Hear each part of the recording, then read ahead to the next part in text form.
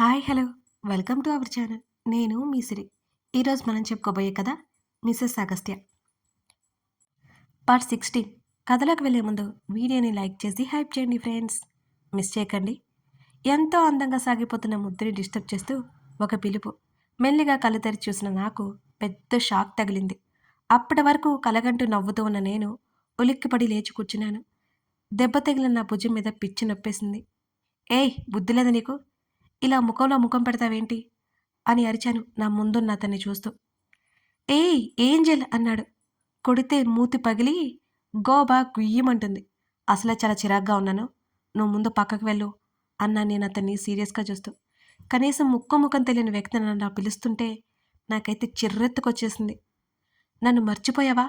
అప్పుడే ఆ రోజు కాఫీ షాప్లో ఐ లవ్ యూ చెప్పాను కదా నేనే అని పళ్ళన్నీ బయటపెట్టి నవ్వాడు అతను. ఓర్ని వీడా జిడ్డుగాడిలా ఉన్నాడే, వీడి నుంచి తప్పించుకోవడం ఎలా అని నేను ఆలోచిస్తుంటే ఐ లవ్ యూ అన్నాడు మళ్ళీ.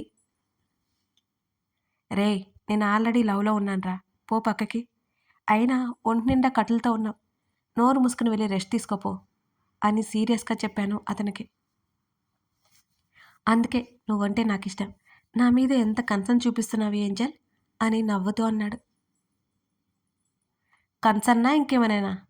నీ ముఖాన్ని చూడలేక వెళ్ళిపోమంటున్నానురా బాబు, పో అన్నాను బెడ్ మీద నుంచి ఎటు కదలలేక. మా విన్ని ఎక్కడుందో అని చుట్టూ చూశాను. అది ఆ గదిలోనే లేదు. నేను ఈ హాస్పిటల్ మేట్ని అని అంటూ చెయ్యి ముందుకు ఇచ్చాడు షేక్ హ్యాండ్కి అన్నట్టుగా. ఆ అని విన్నీ విన్నీ అని గట్టిగా అరిచాను నేను. హుష్ హుష్ అరవకు, మా మమ్మీ బయటే ఉంది. నువ్వు అరిచావంటే నేనేదో చేశానని నా మక్కీలు విరగ్గొడుతుంది అని కంగారుగా అన్నాడు. కోపంగా చూస్తూ మర్యాదగా వెళ్ళు అన్నాను నేను. అయిష్టంగానే లేచి వెళ్ళిపోయాడు. అసలే నా గోల్లో నేనుంటే వీడెవడరా బాబు. విసుగొచ్చేసింది నాకైతే. కాసేపటికి విన్నీ వచ్చింది. ఇప్పటి వరకు ఎక్కడికి వెళ్ళావే అని విసుగ్గా అడిగాను నేను. పక్కనే ఉన్న బెడ్ మీద ఒక అతను ఉన్నాడు కదా, క్రికెట్ ఆడుతూ కింద పడ్డాడంట. భుజమంతా దెబ్బ తగిలింది. కుదురుగా ఉండమంటే వినడు, అల్లరివాడు అని వాళ్ళ అమ్మగారు చెబుతుంటే నేను వింటున్నాను. ఆంటీతో కూర్చుంటే సమయమే తెలియలేదు అని అంటున్న విన్నీని నేను కొట్టేలా చూశాను. ఒసే రాక్షసి, ఇక్కడ పేషెంట్ని లోపల ఉంచి బయట పెత్తనాలేంటి నీకు అని అరిచాను నా బెడ్ పక్కన అతని మీద కోపం విన్నీ మీద చూపిస్తూ. బోర్ కొట్టి అలా కూర్చున్నాను లేవే, ఆకలేస్తుందా అని అడిగింది విన్ని. లేదులే అన్నాను నేను. అయినా భోజనం టైం అయింది కదా, పెడతారుండు అని నాకు. తనకి భోజనం పెట్టుకుని దగ్గరికి వచ్చింది విన్ని. ఇద్దరం తింటూ మాట్లాడుకుంటూ ఉన్నాం. గత 4-5 రోజులుగా విన్నీ నాతో పాటే హాస్పిటల్లో ఉంటుంది. ఉదయం ఇంటికి వెళ్ళి ఫ్రెష్ అయ్యి వంట చేసుకుని హాస్పిటల్కి వచ్చేది. తను వెళ్ళిన కొంత సమయం నర్స్కి అప్పచెప్పేది. సుదర్శన్ అంకుల్ కూడా తరచూ వస్తూ ఉండేవాడు. చెప్పడం మర్చిపోయాను, ఇందాక చెప్పాను కదా క్రికెట్ ఆడుతూ ఒక అబ్బాయి పడ్డాడు అని. చేతికి చిన్న దెబ్బ తగిలింది. ఈ రోజంతా హాస్పిటల్లోనే ఉంచాలి అని చెప్పారంట డాక్టర్స్. హాస్పిటల్లో ఉండనని గొడవ చేశాడంట. ఇప్పుడేమో గప్చుప్గా బెడ్ మీద పడుకున్నాడంట అని విన్నీ చెబుతుంటే ఇప్పుడు మనకు అవసరం ఆ టాపిక్ అని ఉరిమి చూశాను. మాట్లాడినన్నట్టు నోటి మీద చేయి వేసుకుని తల అడ్డంగా ఊపింది విన్ని. గుడ్ అని భోజనం చేశాను. ఆ రోజంతా నా బెడ్ పక్కన ఉన్న బెడ్ అతని వల్ల పరమ చిరాకేసింది నాకు. నాకంటే ఎక్కువగా నా బ్రెయిన్ని స్పూన్ కాదు పెద్ద గరిటె వేసుకుని తినేశాడు. మరుసటి రోజు వాడు నిద్ర లేవకముందే డిశ్చార్జ్ అయ్యి డాడీ నిద్రపోతున్నప్పుడు డాడీని ఒకసారి చూసి విన్నీతో పాటు నా ఫ్లాట్కి వచ్చేశాను. బాడీ అంతా లైట్గా పెయిన్స్ అయితే ఉన్నాయి. ఒక తలకైన గాయం మాత్రం ఇంకా తగ్గనే లేదు. ఎక్కువసేపు నడవలేకపోవడం, నడిస్తే ఏ బాడీ పెయిన్స్ వస్తుంటే విన్నీ కూడా నాతోనే ఉంది. తన హస్బెండ్ మీద కోపంగా ఉంది, అందుకే ఇంటికి వెళ్ళట్లేదు. నేను వెళ్ళమని బ్రతిమాలినా అది వినట్లేదు. నేను ప్యారిస్ వెళ్ళిన తర్వాత వెళ్ళిపోతాను అని చెప్పింది. కుంటుకుంటూ మూలుగుతూ ఎయిర్పోర్ట్కి చేరాను. సుదర్శన్ అంకుల్ హెల్ప్తో నాకు ప్యారిస్ వరకు తోడుగా ఒక అతన్ని పంపిస్తాను అని చెప్పాడు. నాకు కొంచెం హెల్ప్ ఉంటుందని నేను కూడా సరే అని చెప్పాను అంకుల్తో.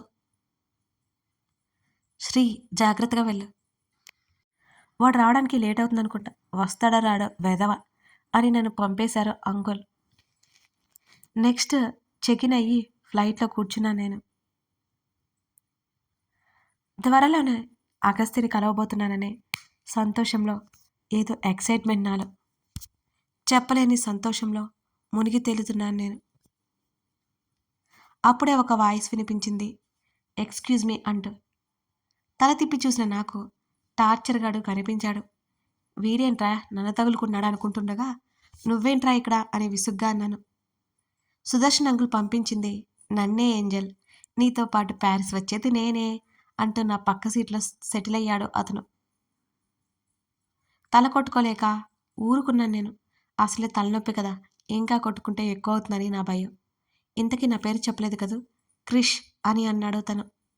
క్రిష్ అయితే ఏంటి, నాకేంటి, క్రష్ అయితే నాకేంటి, నాతో మాట్లాడావంటే ఊరుకోనంటూ ఇయర్ బడ్స్ చెవిలో పెట్టుకుని సాంగ్ ఆన్ చేశాను. నా చెవిలో ఒక ఇయర్ బడ్ లాక్కుని తన చెవిలో పెట్టుకున్నాడు క్రిష్. తన వైపు ఉరిమి చూశాను నేను కోపంగా. నన్నేమాత్రం పట్టించుకోకుండా పాటను వింటూ ఎంజాయ్ చేస్తున్నాడు. వీణ్ణి చూస్తే జాలేస్తుంది. మా రావణుడి చేతిలో వీడికి ఉంటుంది. అవసరమా ఈ పిల్ల పిచ్చుక వేషాలు అని నెట్టొచ్చాను.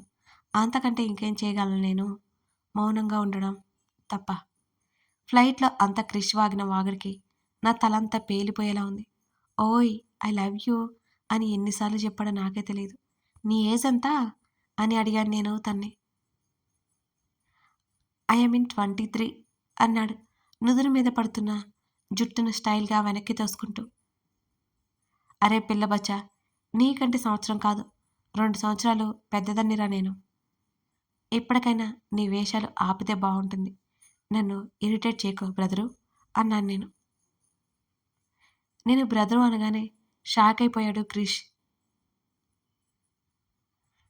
మీ బ్రదరా అంటూ చూపుడు వేలు తన వైపుకు తిప్పుకొని ఆశ్చర్యంగా చూశాడు. ఆ టైంలో క్రిష్ ముఖంలో ఎక్స్ప్రెషన్ చూస్తుంటే నాకు పిచ్చి పిచ్చిగా నవ్వొచ్చేసింది. వీడికి ఇలాగే ఉండాలి అనిపించింది. ఎస్ బ్రదరు, ప్యారిస్లో డ్రాప్ చేసి నేరుగా ఇండియా వెళ్ళిపో. అర్థమైందా? అక్కడ నా మొగుడుంటాడు. ఎక్కువ చేశావంటే కాళ్ళు విరగ్గొట్టి నిన్ను మడిచి బ్యాగ్లో పెట్టేసి ఇండియాకి పార్సల్ చేసేస్తాడు కాబట్టి జాగ్రత్త అని సానుభూతి చూపించాను నేను క్రిష్ మీద. ఓవర్ చేయకు ఏంజల్ అంటూ నా చేతిని పట్టుకుని, I really really love you. నీకంటే ఎక్కువగా నేను నిన్ను ప్రేమిస్తున్నాను.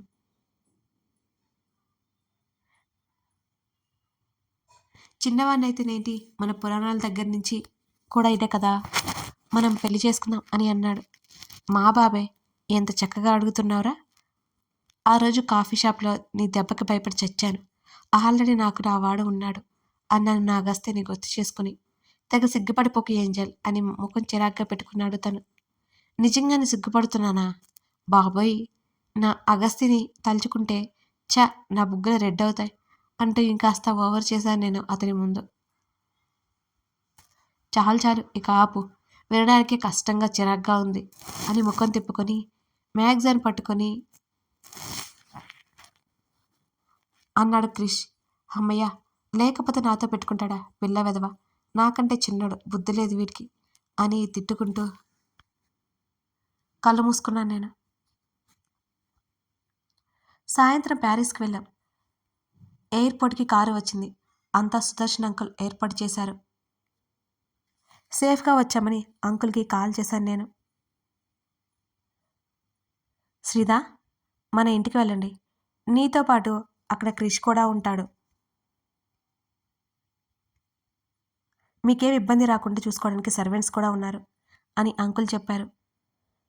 అంకుల్, నేను అగస్త్య దగ్గరికి వెళ్తాను ప్లీజ్ అన్నాను. కొంచెం రిలాక్స్ అయ్యి వెళ్ళు శ్రీదా. లేదంకుల్, నేను తన దగ్గరికి వెళ్తాను, నన్ను డ్రాప్ చేసి క్రిష్ని వెళ్ళిపోమని చెప్పండి అని అడిగాను.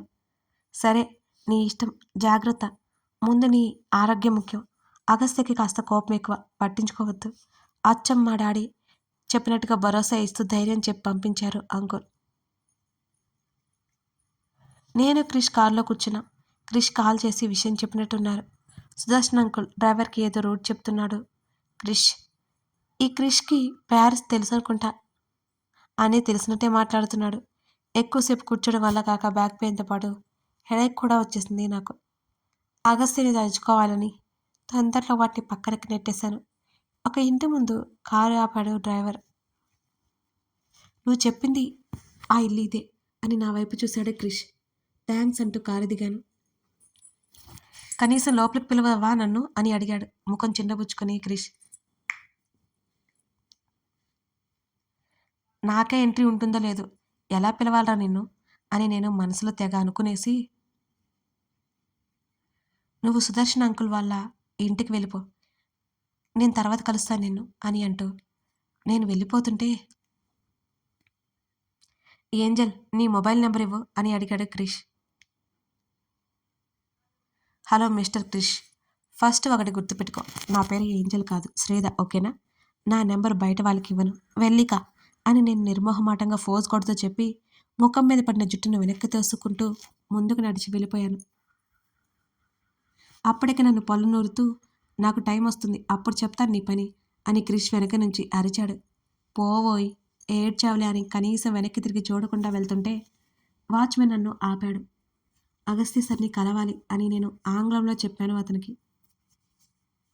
లోపలికి ఎవరికి ఎంట్రీ ఉండదు, సార్ అపార్ట్మెంట్ ఉండాలి అని ఆంగ్లంలో అన్నాడు సెక్యూరిటీ. నేను తన వైఫ్ని సర్ప్రైజ్ చేయడానికి వచ్చాను, కావాలంటే ప్రూఫ్ చూపిస్తాను అంటూ అగస్త్య ఉన్న ఫోటో, నా ఫోటో, 2 ఫోటోలు చూపించాను. అవి కూడా ఆఫీస్లో మీటింగ్ జరుగుతున్నప్పుడు ఫోటోలు. అది చూసి నమ్మేసి నన్ను లోపలికి అలౌ చేశాడు వాచ్మెన్ అంకుల్. డైరెక్ట్గా గుమ్మ ముందుకు వెళ్ళాను. కాలికి బెల్ కొట్టాను. ఎవరూ తలుపు తీయలేదు. పదే పదే కొడుతూ ఉన్నాను. ఎందుకంటే కాలింగ్ బెల్ కొడుతుంటే మంచి మ్యూజిక్ వస్తుంది. డీసెంట్గా ఉండాలని అగస్త్య పాలసీ. మనమేమో ఆయన గారికి అంతా ఆపోజిట్ అయ్యే. మర్చిపోయి కాలింగ్ బెల్ మోగిస్తున్నాను. ఆ మ్యూజిక్ వినడానికి భలే ఉంది. చటుక్కున తలుపు తెరుచుకుంది. కోపంగా ఉన్న అగస్త్య ముఖంలో ఆశ్చర్యం నా చూడుపు దాటిపోలేదు. పళ్ళన్నీ బయటపెట్టి నవ్వాను నేను. వెంటనే నా ముఖం మీద డోర్ వేశాడు. ఆ హఠాత్ పరిణామానికి నేను బిత్తరపోయి చూశాను. తర్వాత కోపం వచ్చి మూతి బిగించి తలుపు మీద కొట్టాను.